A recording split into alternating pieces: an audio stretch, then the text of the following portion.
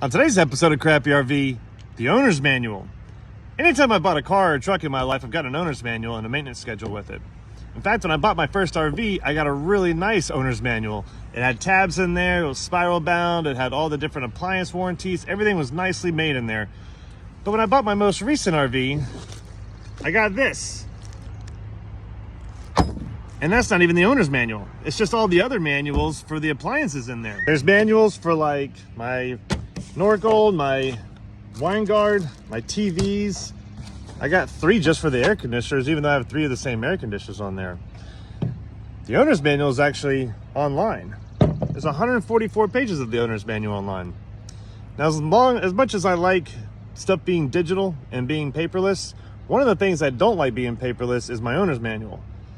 Because you know Murphy's Law, usually you break down or you have trouble when there's no cell service. So if I don't have cell service, how am I going to fix it? The one thing I do like to have is an owner's manual that's printed out, that's nice and neat, that has my maintenance schedule on there, that I can reference anytime I want. Now I know I can just go download the manual, but with all the different components and all the maintenance that you have to do on an RV, I just think you should print it out and have it available.